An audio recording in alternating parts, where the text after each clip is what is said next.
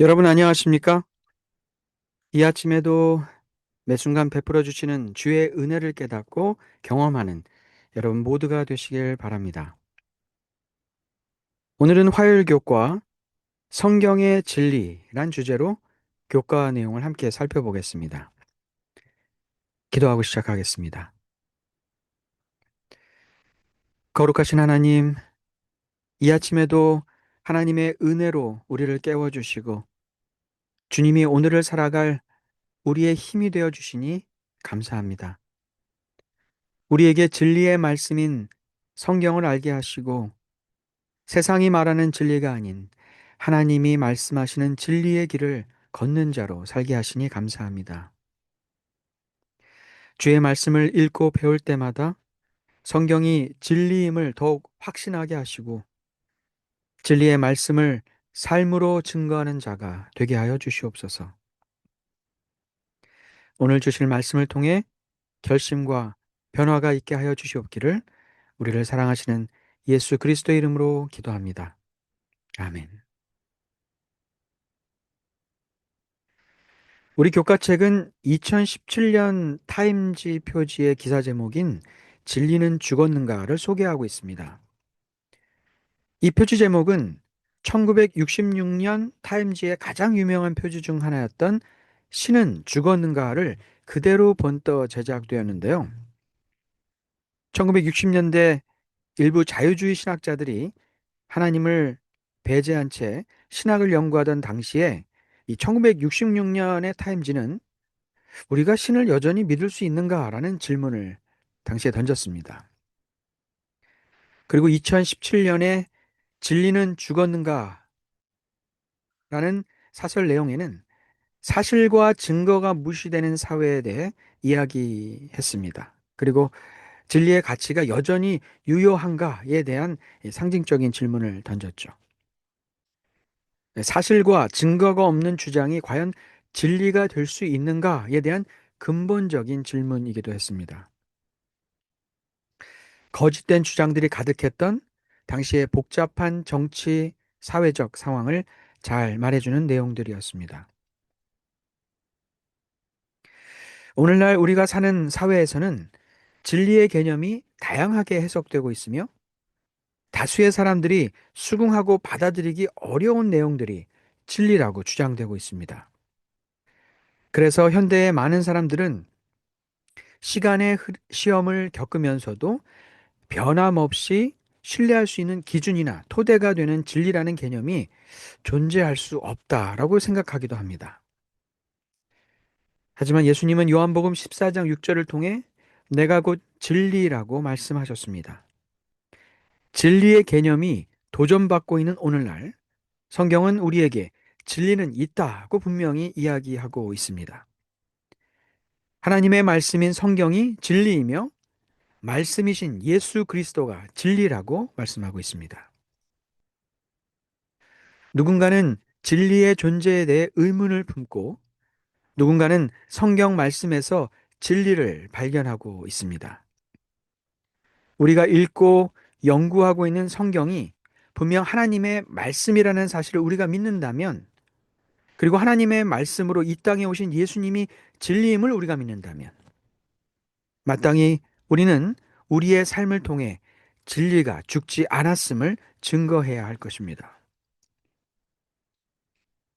C.S. 루이스는 20세기 가장 영향력 있는 기독교 변증가이자 영문학자입니다. 사실 그는 냉철한 이성을 가진 무신론자였습니다. 하지만 그는 회심한 자가 되었고 기독교의 핵심 진리를 논리적으로 전하는 회심한 지성의 상징적 인물이 되었습니다.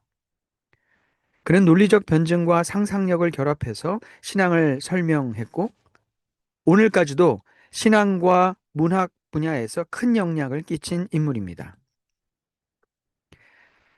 루이스는 1929년 어느 날 밤 옥스퍼드의 자기 방에서 마침내 무릎을 꿇고 하나님을 받아들였습니다. 그리고 그는 이렇게 고백했습니다. 나는 아마도 그 밤 영국 전역에서 가장 마지못해 회심한 사람이었을 것이다. 나는 신을 찾아낸 게 아니라 정말로 신에게 붙들린 저항하며 절망한 자였다.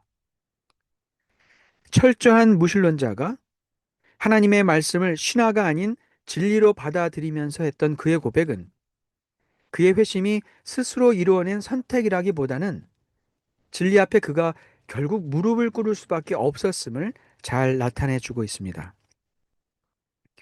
그가 성경을 진리로 인정하는 과정에서 어떤 특별한 영적 현상이 있지 않았습니다. 진리를 알고 싶다는 그의 지적인 열정 때문에 성경에 대해 깊이 생각하게 되었고, 그의 지적인 논리와 깊은 사고를 통해 성경이 진리임을 그는 마침내 인정하게 되었던 것입니다. 많은 사람들이 인정하고 아는 것처럼 성경이 진리일 수밖에 없는 증거들은 많이 있습니다. 성경을 기록한 시간적 배경과 기록한 사람이 다르지만 성경 전체가 다루고 있는 주제의 통일성, 또한 예언서의 내용이 역사적으로 성취된 사실들, 그리고 성경의 내용이 고고학적, 역사학적으로 증명된 사실들, 이렇듯 많은 증거들이 성경이 진리임을 이야기하고 있습니다. 그러나 무엇보다도 성경이 하나님의 말씀임을 믿고 받아들이는 자들을 향해 성경 자체는 성경이 진리임을 스스로 증거하고 있습니다. 데살로니가전서 2장 13절.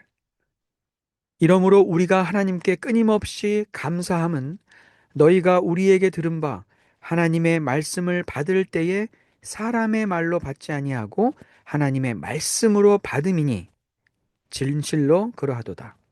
이 말씀이 또한 너희 믿는 자 가운데에서 역사하느니라.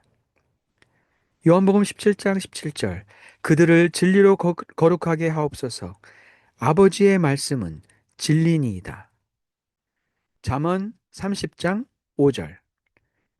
하나님의 말씀은 다 순전하며 하나님은 그를 의지하는 자의 방패시니라. 성경을 하나님의 말씀으로 받아들인 자들은 하나님의 말씀이 진리임을 고백할 수밖에 없을 것입니다.